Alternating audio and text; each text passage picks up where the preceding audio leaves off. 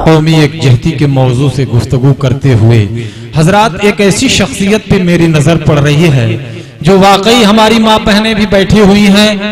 इनके गोद में जो बच्चा आता है तो जिस जुबान में ये ग्लोरियां सुनाती है उसी जुबान में गुफ्तगू करने वाली एक शख्सियत आपके स्टेज पे, यानी मेरी मुराद है वो इस तरह से गुफ्तगू आपसे करेंगे कि 10-5 कलियन के हार लाइल बानी, 10-5 कलियन के हार लाइल बानी, असमन जानी बहार लाइल बानी, एक एक कबूल रउआ करी हिया से सगरी जिंदगिया के प्यार लाइल बानी।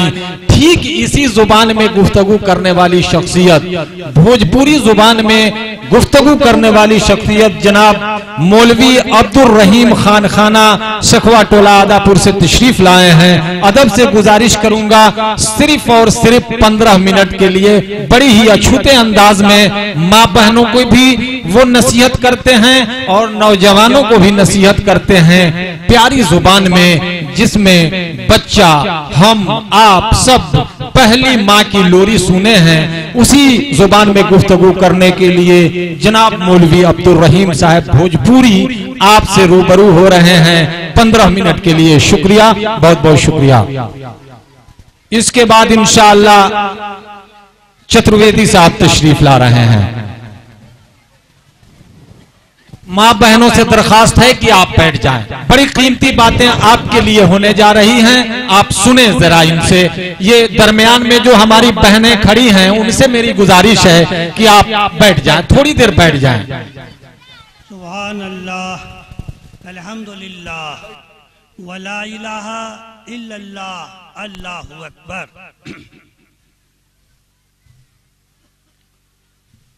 इलाही तेरे आता से कौन भला फैज़याब नहीं, इलाही तेरे आता से कौन भला फैज़याब नहीं, करीम तेरे करम का तो कुछ हिसाब नहीं, करीम तेरे करम का तो कुछ हिसाब नहीं, के दिया है हमको हिदायत के वास्ते कुरान, ये वह किताब है जिसका कोई जवाब नहीं। कि अल्लाह जानता है आलिम का मर्तबा, हाफिज का मर्तबा, कारी का मर्तबा, अल्लाह जानता है आलिम का मर्तबा, हाफिज का मर्तबा, कारी का मर्तबा। हक बात है किस्सा न ये कहानी है, दिन के वारिसुल अंबिया उलमाए रब्बानी है। इल्म वाले समझते हैं जाहिल को क्या पता, अल्लाह जानता है आलिम का मर्तबा, हाफिज का मर्तबा, कारी का मर्तबा। ऐ मोमिनो ये बात पक्की खरी है, मकाती मदारिस दीन और इस्लाम की नर्सरी है। ऐ मोमिनो ये बात पक्की खरी है, मकाती मदारिस दीन और इस्लाम की नर्सरी है। यहीं से निकलता है दीन और इस्लाम का पौधा, अल्लाह जानता है आलिम का मर्तबा।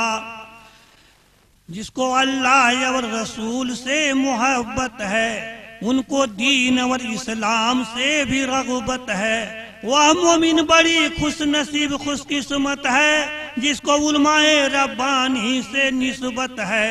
इन्हीं की फैज से दुनिया में अभी इस्लाम है बका, अल्लाह जानता है आलिम का मर्तबा, हाफिज का मर्तबा, कारी का मर्तबा। मोमिन खुशहाल हो या मजबूरी, दीनी तालीम फर्ज ऐन है निहायत ही जरूरी।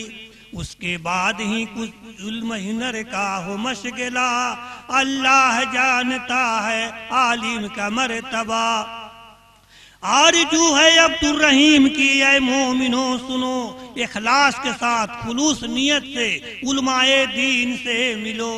ये बड़े अच्छे हैं, बात इनकी लाजवाब है, आलिम को चेहरा को देखना भी सवाब है। इल्म वाले समझते हैं जाहिल को क्या पता, अल्लाह जानता है आलिम का मर्तबा, हाफिज का मर्तबा, कारी का मर्तबा। मोहतरम हजरात, खाइल कमाल ना कमाल हजम में, आमर तकरीर होला नजम में। ये तो शुरुए से उलमा इकराम के जब उनकी स्टेज पर रौनक अफरोज अपने लोगन देख रहा बानी, वही उन्वान से ही थोड़ा सा बोल देनी। अब आई 15 मिनट में हुई का बात, इस्लाह मुआशरा पर एक आध गो शेर हम पढ़ देता नहीं। इस्लामी रिश्ता से माँ बहन बहू बेटी सुने, नमाज केहू पर माफ नहीं खे, चाहे वो मर्द हो चाहे औरत। हर फर्द बशर मर्द औरत आकिल और बालिग पर 5 वक्त नमाज फर्ज बा। नमाज में अल्लाह के खुशनुदी और रिजा बा। नमाज नबी पाक सल्लल्लाहु अलैहि वसल्लम की आँख की ठंडक बा। नमाज में रिज्क की बरकत बा। नमाज कब्र की अंधेरी की रोशनी बा। नमाज पुलसरात पर पार करे वाली चीज बा। और नमाज बिला हिसाब किताब जन्नत में ले जाए वाली चीज। इसे नमाज सभी पढ़े, मर्द भी पढ़े, औरत भी पढ़े। और शादी ब्याह का मौका पर देखें कि अल्लाह के हुक्म का बा और नबी पाक सल्लल्लाहु अलैहि वसल्लम के पाकीज़ा नूरानी तरीका का बा।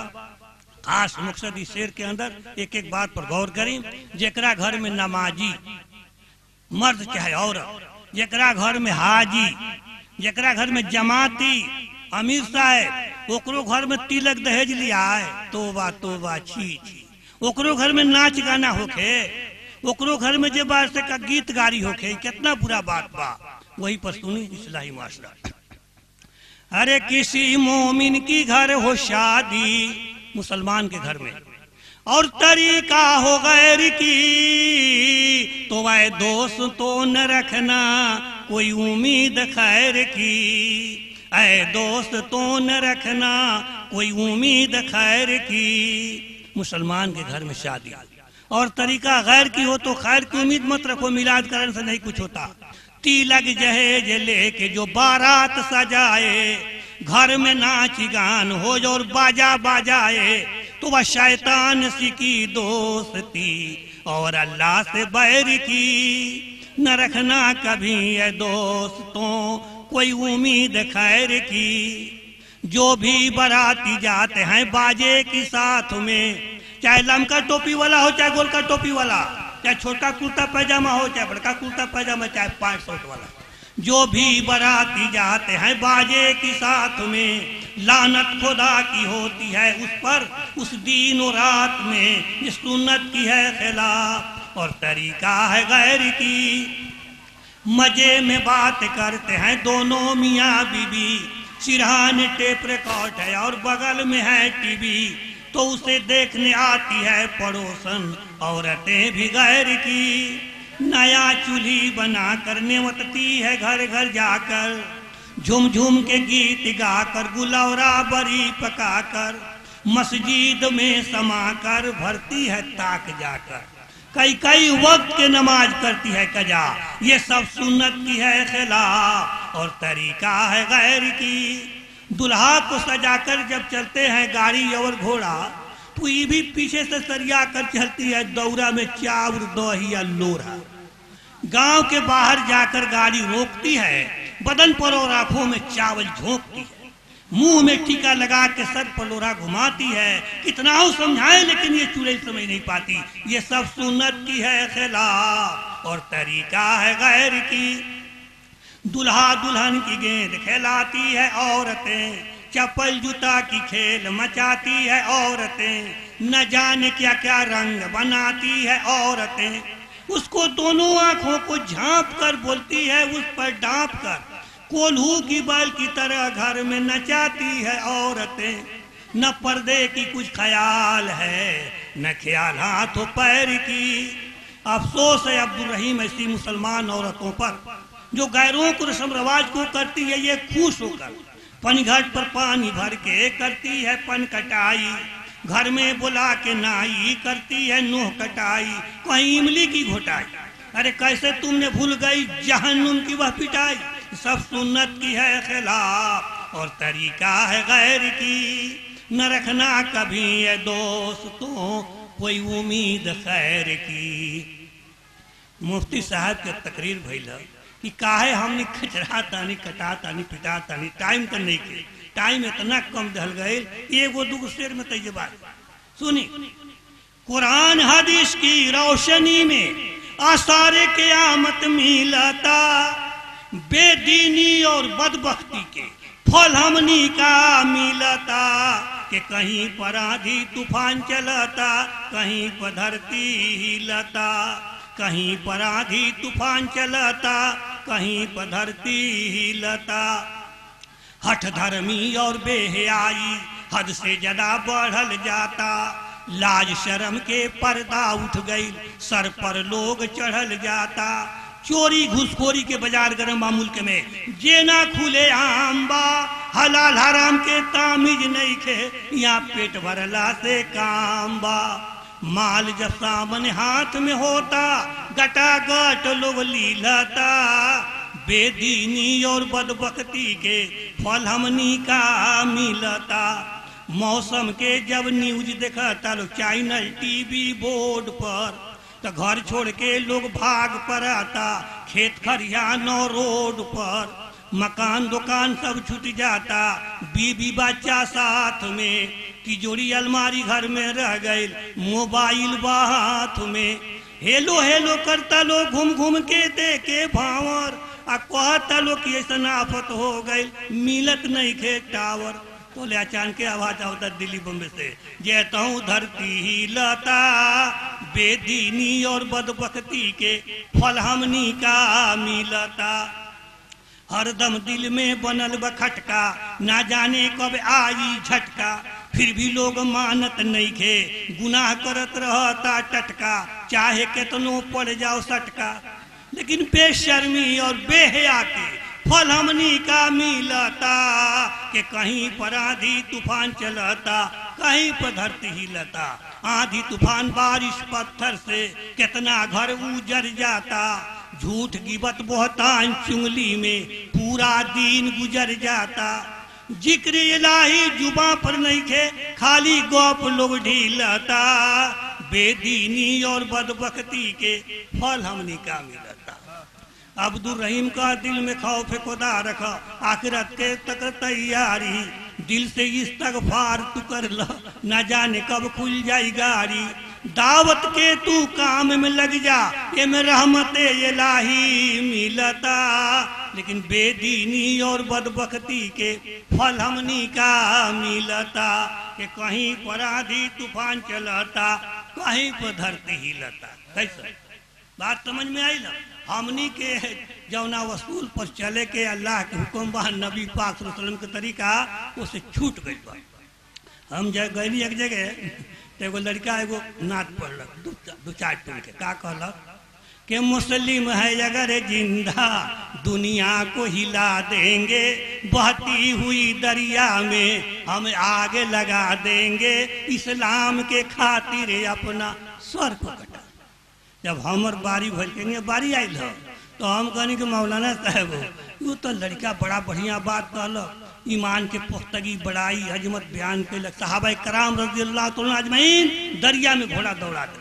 लेकिन हमनी अपना ईमान के मुहासबा करी टोइया आई, तोहनी ना कहब तो हम ही कहतन, कहनी जो हमनी कहल जाओ कि हम रमखोदैया मुसलमान हैं, कुछ करके दिखा देंगे।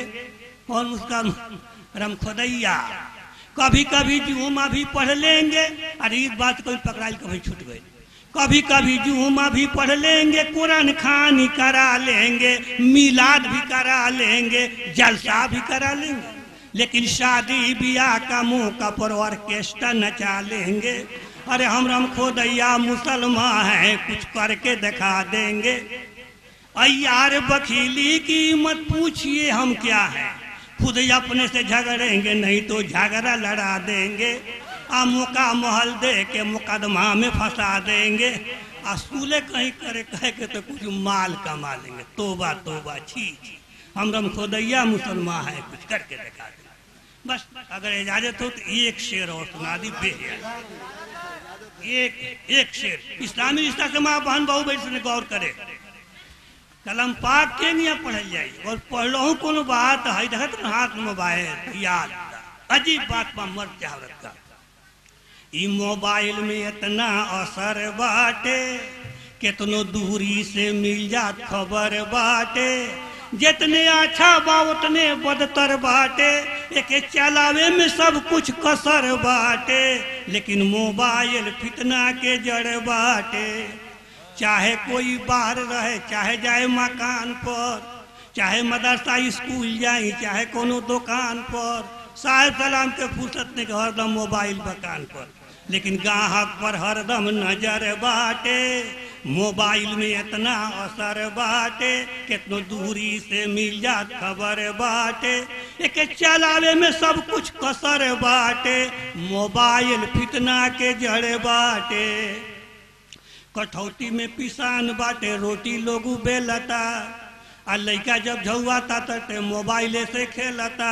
उ टूट जाओ फूट जाओ, बाहर के पैसा बा, ओकर कौनो ना डरवो फिकर बाटे। मोबाइल में इतना असर बाटे, कितनो दूरी से मिल जात खबर बाटे। बच्चा बच्ची पढ़े जाता, झोरा बस्ता कांख में, आगे पीछे चलता, लेकिन मोबाइल बा हाथ में। मैसेज पर हरदम नजर बाटे, मोबाइल में इतना असर बाटे, कितनो दूरी से मिल जात खबर बाटे। मोबाइल में कॉल आजकल हो गई बाटे फ्री, झूठ की बचुंगल खोरी होता नेतागिरी। बात करते करते लोग के टेंशन बढ़े जाता, कोई डूब जर के बढ़ता, केहू रेल में कटाता, कहीं चोरी डकैती, कहीं आबरू लुटाता। ई कितना काम गड़बड़ बाटे, मोबाइल में इतना असर बाटे, कितनो दूरी से मिल जात खबर बाटे। हॉस्पिटल में मरीज सुतल बाटे बेड पर, आ दिल बहलावे खातिर देखता इंटरनेट पर। मोबाइल में इतना असर बाटे, कितनो दूरी से मिल जात खबर बाटे। मोबाइल के आजकल सब लोग हो गए बाटे आशिक, आ काम जब खराब होता तो कहता लोग ई बाटे कुल नासिक। लेकिन माँ बाप कितना बेखबर बाटे, मोबाइल में इतना असर।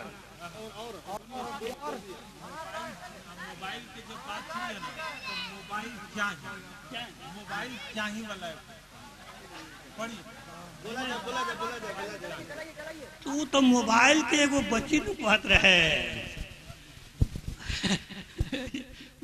हेलो थोड़ा सा मौलाना साहब एक मिनट, आप लोग से मेरी निवेदन है, गुजारिश है कि आगे चले आइए, उठ करके चले आइए, बड़ी प्लीज मेहरबानी होगी, आप लोग आगे जाइए, आगे आ जाइए। बहुत अच्छी बात कर रहे हैं, बहुत अच्छी बात हो रही है। माँ बहनों से गुजारिश है कि अपनी जगह पर बैठे, आप अपनी जगह पर बैठे। आप आगे नहीं आए, बहनें आगे नहीं आए, माएँ आगे नहीं आए, वो अपनी जगह पर बैठ जाएं और वहीं बैठे, अच्छी बातें मिलेंगी।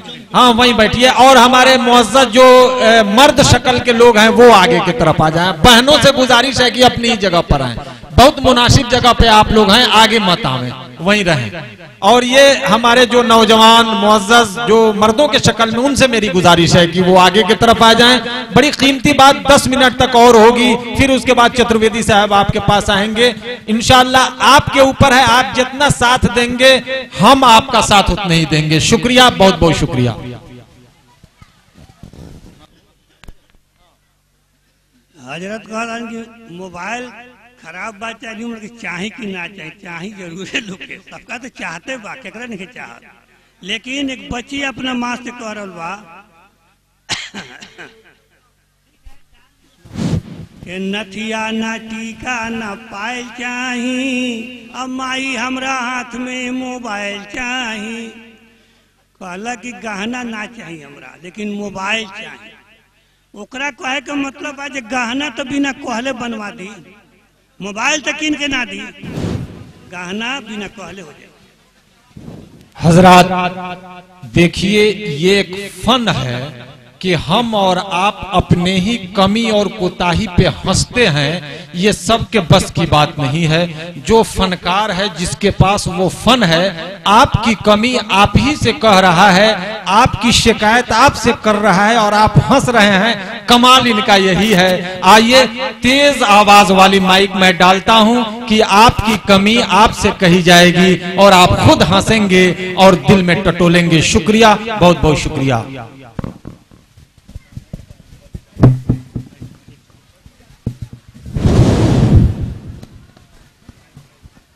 का कहनी है कि बच्ची अपना माँ से कह रहा बा के नथिया ना टीका ना पायल चाही, माई हमरा हाथ में मोबाइल चाही। के नथिया ना टीका ना पायल चाही, माई हमरा हाथ में मोबाइल चाही। ई दर्जी बड़ा बुर्बक बा, बड़ा बुजदिल बा, आ कपड़ा ऐसन सियले बा लूज बड़ा ढील बा। हमला तो फिल्मी हीरोइन के स्टाइल चाही, लेकिन माई हमरा हाथ में मोबाइल चाही।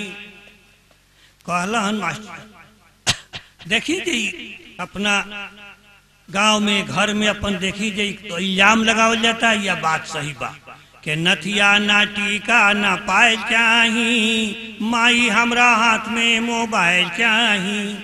ई दर्जी बड़ा बुर्बक बा, बड़ा बुजदिल बा, आ कपड़ा ऐसन सियले बा लूज बड़ा ढील बा। हमरा तो फिल्मी हीरोइन के स्टाइल चाही, लेकिन माई हमरा हाथ में मोबाइल चाही। शुक्रिया, बहुत बहुत शुक्रिया। रिश्ता से माँ बहन बहू बेटी सुन ले।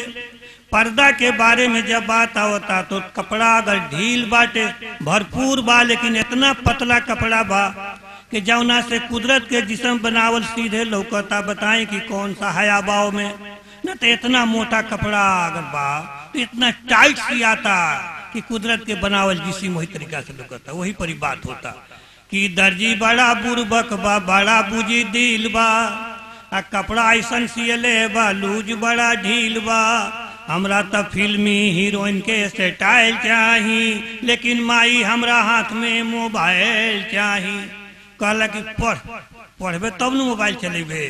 कहता कि पढ़े में ना दिल लगे ना अच्छा से पढ़ले बानी, आ पढ़ला परीक्षा तो इम्तिहान देले बानी, फेल होई कि पास माल के ही जाने।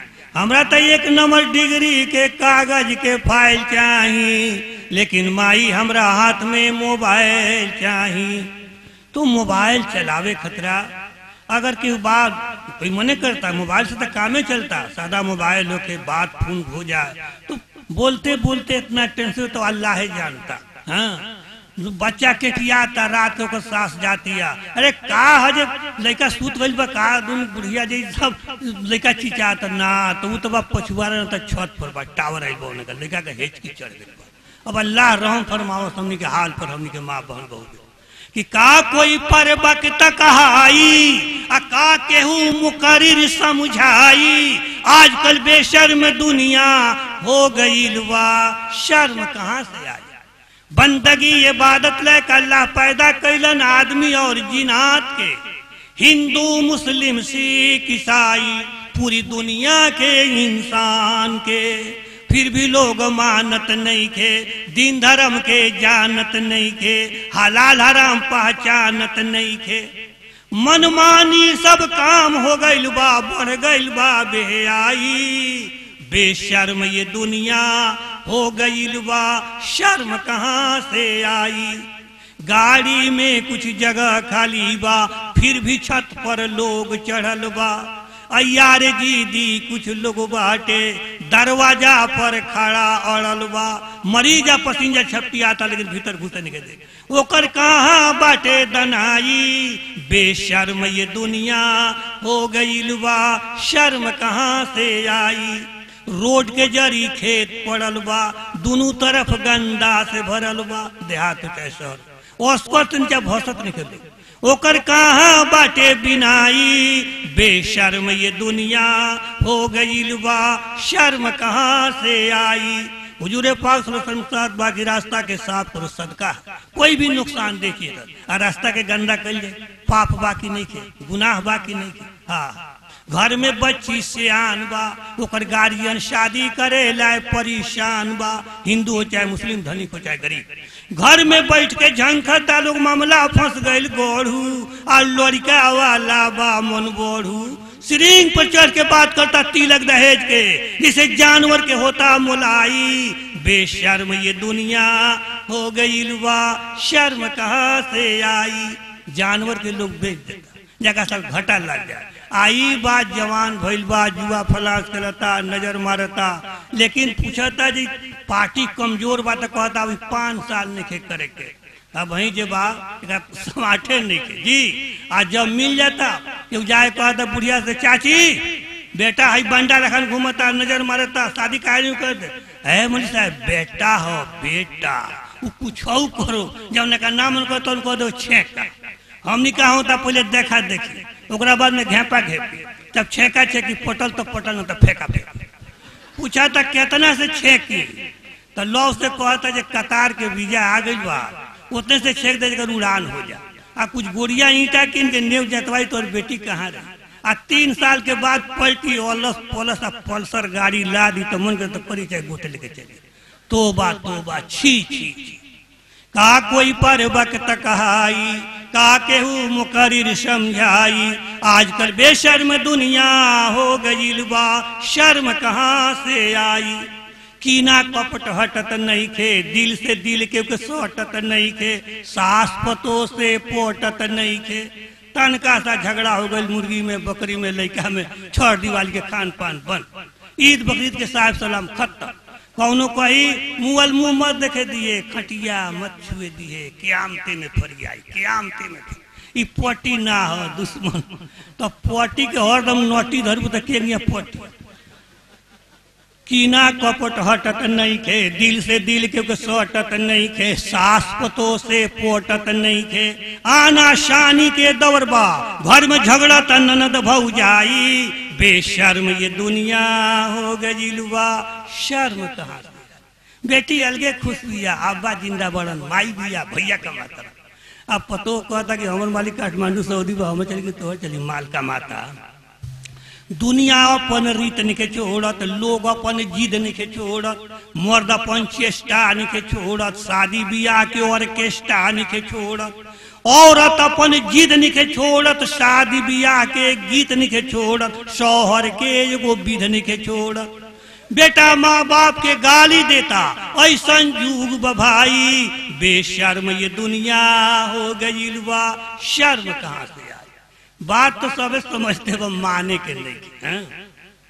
अरे आजकल कोई बुर्बक नहीं खे सबे होशमंद बाटे आ सबका बाटे बुद्धि ज्ञान सभे अकलमंद बाटे।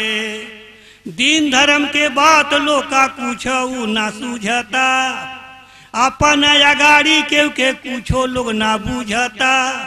अच्छा बात केहू के जब कोई समझावता वो बात माने के रवादान के बाद में खिली उड़ावता मजाक उड़ावता आ उहे काम करता जौन जेकरा पसंद बाटे दुनिया का माए में फरफंद बाटे।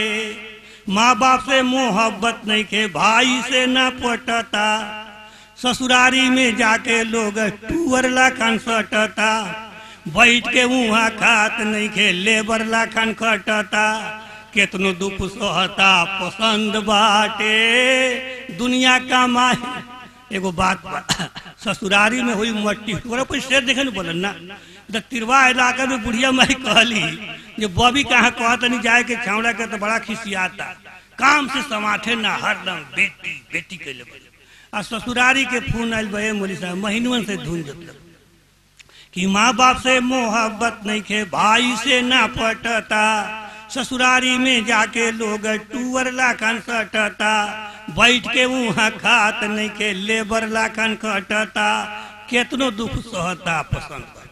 लेकिन एक आदमी कहला कि खाली दामाद के बारे में लोग कहते हैं टूअर लाख दामाद में मुझे साहब 3 किस्म बा। हम कहनी या अल्लाह हम तो खाली दामाद तो कहला कि ना एगो दामाद होला एगो दमदम एगो दम फूली।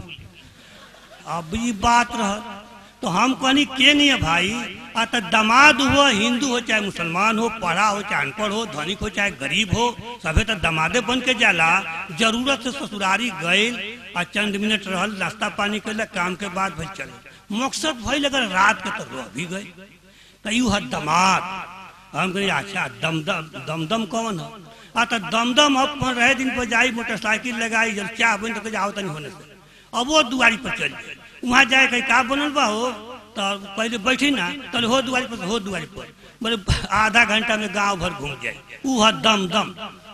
तब हम कहें और बात आता एगो दमफूली मालिक रहम कर दमफूली ना दमफूली कौन तो महीना दिन में 2 बेर आई या 1 हफ्ता रही 10 घर में से ना पड़ ओकर सास जाई तो कहे तक दूध देबू चाह बनावे के बाद केहू बजाय एगो अंडा बाटे तो कहा दमाद आइल बनल हफ्तन से बान घर में कहाँ तो उ दम फुला दिया।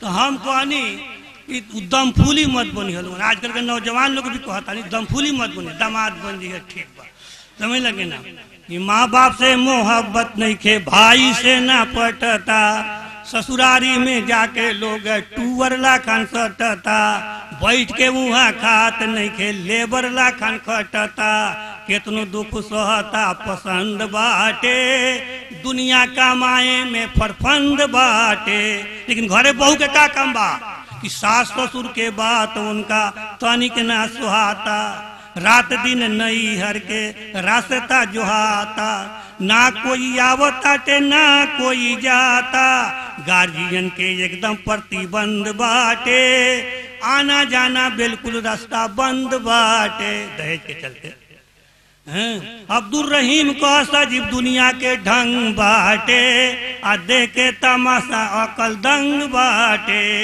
आजकल कोई बुरब नहीं के सबे होशमंद बाटे लेकिन एक बात सुन लो लोगों नापाक मत रहे नापाकी बात से बहुत बुरा काम बा निके कोनो हालत में कभी जे नापाक रहे के हुक्म नहीं के काई ने को मौत आ जाए पाकी आधा ईमान है मर्द हो चाहे औरत पाक रहे के बाद नमाज पाबंदी पढ़े के बाद बात टाइम नहीं के हम अपन टाइम तक ज्यादा ले ले बनी अल्लाह से दुआ करे कि अल्लाह पाक को है उसमें ज्यादा अमल करे वो हमारे बला जज़ाकल्लाह। हजरात अभी आपके सामने जनाब मौलवी अब्दुल रहीम साहब भोजपुरी आदापुर से ये जिस भी इजलास में जाते हैं आपकी कमी माँ बहनों के घर की बातें बिल्कुल उनके सामने कहते हैं और अपनी ही कमी अपनी ही कुताई अपनी ही बुराई अपनी ही शिकायत पे हम और आप दिल खोल कर हंसते हैं और दिल में टटोलते हैं कि वाकई ये खामियां ये बुराइयां हमारे घरों के अंदर है। शुक्रिया, बहुत बहुत शुक्रिया।